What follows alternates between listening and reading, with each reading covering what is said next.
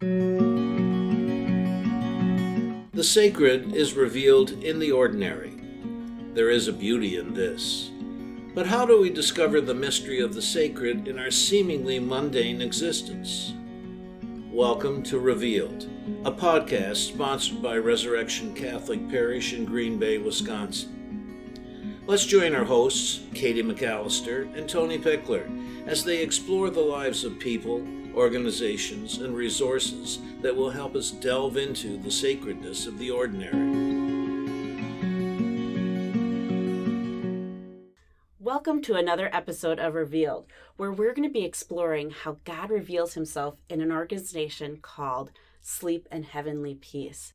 For too many kids, waking up on the floor or on a couch is just their norm, and they don't have that sacredness of waking up in a bed. So, Tony, why don't you introduce our guest that we have today?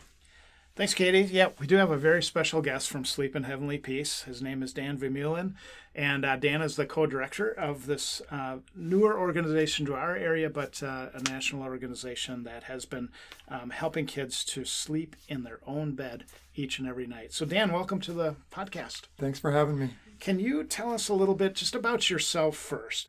For over 20 years, I was floor covering installer for a local company in town here. And then I went to work for Home Depot for about another 25 years. Life changes happened. My wife passed away in 2015. So I decided to take early retirement when I hit 62, looking for something to do and found another avenue. And it's been life-changing. And how did you come upon Sleep and Heavenly Peace? You know, it's a funny question because I'm not a Facebook person, or I wasn't a Facebook person up until now. And one night, 10 o'clock at night, stumbled upon a video that Mike Rowe did, who was from Dirty Jobs. Everybody knows him from there. But he was doing a show on Facebook called Returning the Favor, and where they would go out, find do-gooders throughout the country, and do something good for them. And it was Sleep in Heavenly Peace. And I thought, oh, I could build beds for kids. This is pretty simple, right? I'm a carpenter by trade, kind of, you know. Mm-hmm. So I thought, well, I'm going to check out where's the local chapter. Where's the closest chapter to us? And at that time, it was down in Portage, Wisconsin, which is about 2 hours away. Mm-hmm. Well, my mother-in-law is about 45 minutes from there, so I would go and stay over at her house on Friday night, drive to Portage Saturday morning, and build beds with them. And I did that for about 4 times, kind of undercover, just wanted to know what was going on, how this whole operated work. And they started, who are you and where are you from? You're not from Portage. We know everybody in Portage. You're not a local here. Yeah, I'm from Green Bay, you know. And then it just became a little bit of we need a chapter in Green Bay area. You know, there's kids up there. And I said, yeah, but I'm not that guy. You know, I don't have those kind of skills that could run an organization. I'm a floor covering installer. I'm a salesman at Home Depot. Just an ordinary guy. Just an ordinary guy, right? And every day for like 2 months, I'd wake up in the morning and someone was tapping me on the shoulder and said, you know, you're the guy. You need to do this. What is Sleep in Heavenly Peace? Like, some people might not have ever heard of this organization. What we do is we provide beds for kids in the local Green Bay area. So any kids that are between the age of 3 and 17 who don't have a bed of their own. A lot of our ones lately are coming from homeless situations where they're finally moving into an apartment or a house and they absolutely have no furniture.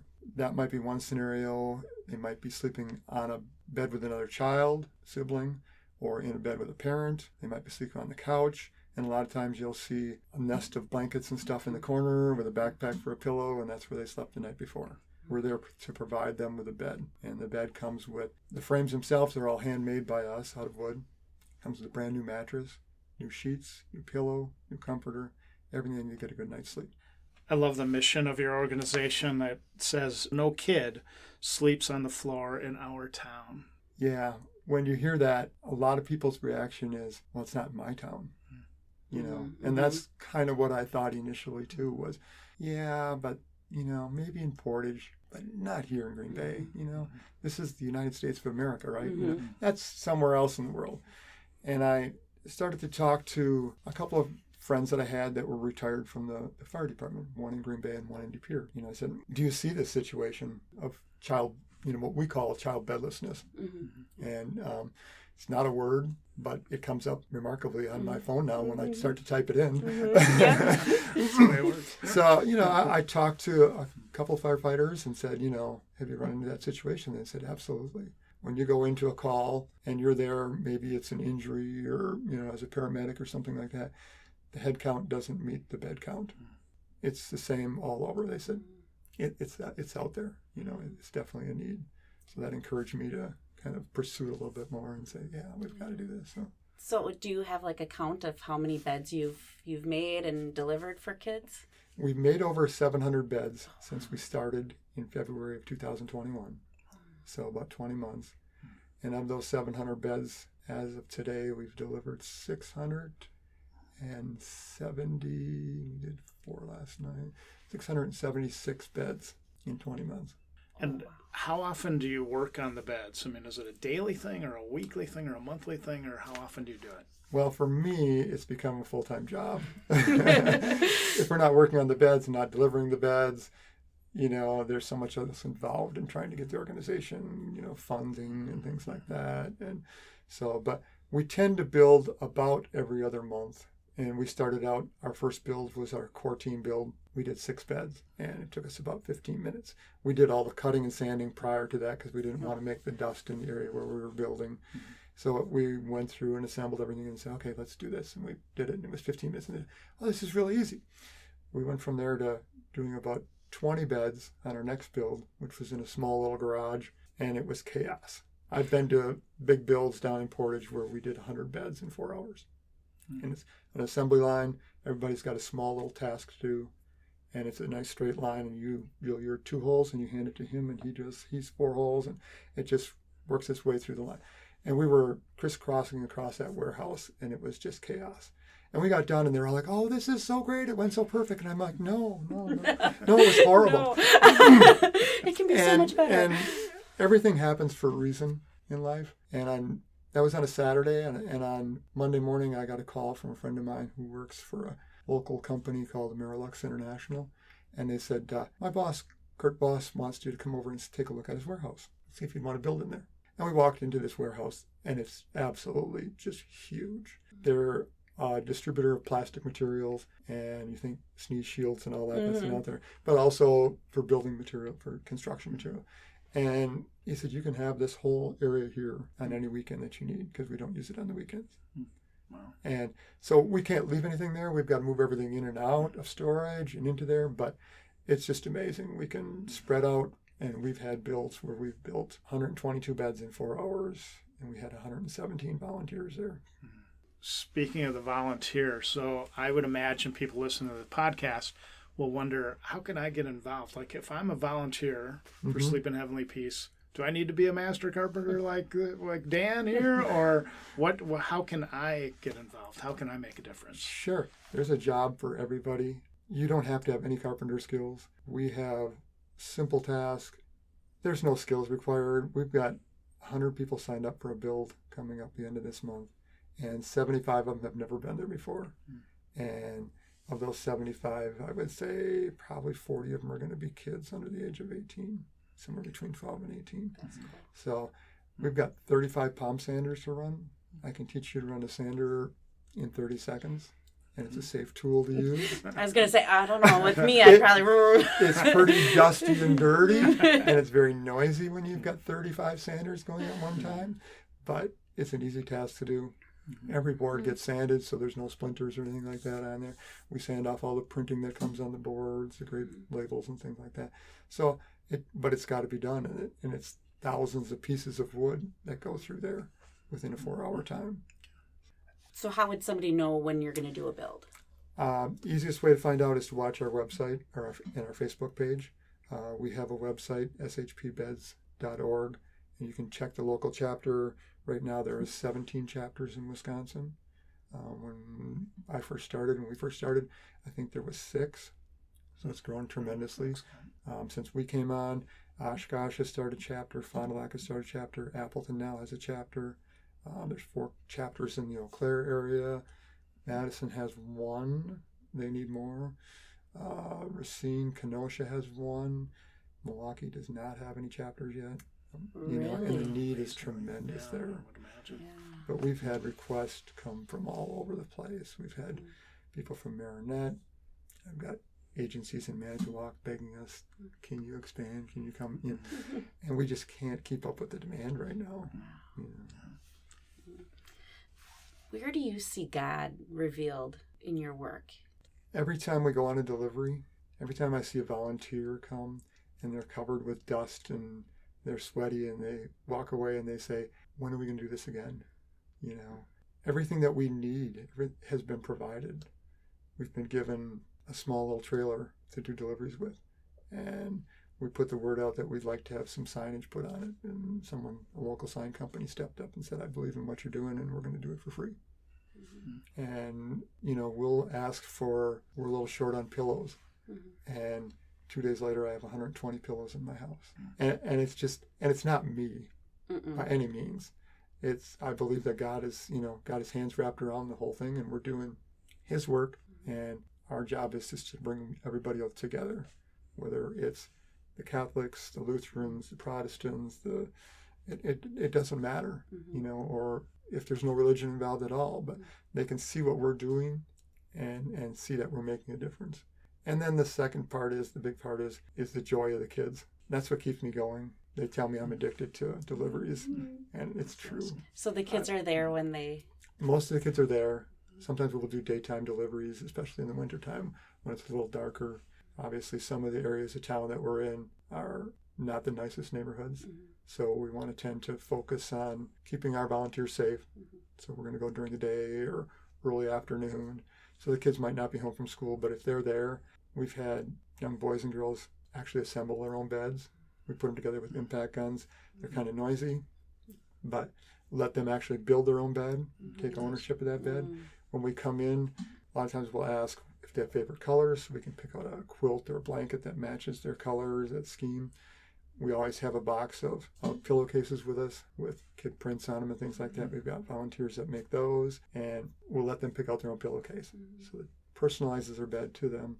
But when you see the joy in their faces, and then you might turn around and look at the parents on the other side of the room, and you see the tears in their eyes, knowing that their child now has a bed to sleep in. Yeah, it really makes a difference. Do you have one particular story or one particular event that really touched you? Yeah, there are certain deliveries that stand out, and I guess one in particular would have been a 12-year-old girl, and she got the first bed of her life, and she's living in Green Bay. And it just doesn't seem possible, but she was so excited. She had been sleeping on an air mattress, queen-size air mattress, with her mom and her 3-year-old brother. When we left, both of them had beds, and before we left, her girlfriends from next door were over, and they were all giddy, and they were just so excited that she had now had her own bed. Because, I mean, how can you have your friends come over to your house and say, well, come on, let's go in your bedroom and play, and, well, where's your bed? I don't have a bed, you know. So it becomes life-changing for a lot of these kids, and it can give them self-esteem. It can give them that good night's sleep that they need to perform better in school. When you talk to the teachers, they can say, you can see a day and night difference if they don't sleep good at night. Oh. You know, if they come to, I mean, it's the same with adults. I was going to say, if you have a bad night's sleep, you're going to be cranky at work. Yeah, exactly. And, you know, they're going to act up in school. And sleep is so important. It is so important. It's so vital. And, you know, we talk about child bedlessness, and it's a problem in the country, and people don't realize it. It's one of those things we don't talk about. Nobody ever brings that up and say, well, kids don't have beds. When you're trying to get from a homeless situation into housing, okay, you've got to pay rent or come up with a way to do that. You've got to have a car. You got to have a cell phone because you have to communicate now. If you got a job, you've got to be able to, get to work. You have to have food, put food on the table. You've got to have clothes for the kids. So there's so many things that go into the family. And a lot of times the bed just doesn't make that first initial list. So it's like, well, we'll get it next month. And next month comes and say, well, the car needs a radiator or whatever it might be, tires. And there's always an excuse, and it just goes on and on and on. 12 years later, we still haven't provided a bed for that child, but now she's got it. So that's beautiful. Well, Dan, thank you so much for representing our first organization on Revealed. We certainly can see how Sleep in Heavenly Peace reveals the sacred and all the good that you do in this community to provide beds for children. And we see the sacredness in you and the work that you've done to make this happen in our local area. So thanks, Dan, for being a part of Revealed. Thank you for having me on. Yeah, I appreciate it. And thanks for all your support. So, Katie, we have our second part of this podcast today. Yeah, we are super excited to invite in Mackenzie Cherney. Hey, Mackenzie, welcome to our show. Hi. Hi. So tell us a little bit about you. Who is Mackenzie? I'm an 11-year-old 6th grade girl who goes to Foxview Intermediate School, and I love sports and reading, and I've been part of Resurrection for 7 years now. How did you get started with Sleep in Heavenly Peace? So my mom used to make beds, or still does. She makes beds at Sleep in Heavenly Peace, and I always wanted to help but never had, or I'm too young to. So you are too young to get involved with making the bed. So how did you get involved? So I was thinking one night, and I decided that I could hold a book drive for Sleep in Heavenly Peace so that I could help with it, even though I'm too young. Mm-hmm. What is it about Sleep in Heavenly Peace that touches your heart? Well, when I thought about kids who slept on the floor, it made me really upset. So I thought that I could help by doing the book drive. Mm-hmm. So, yeah.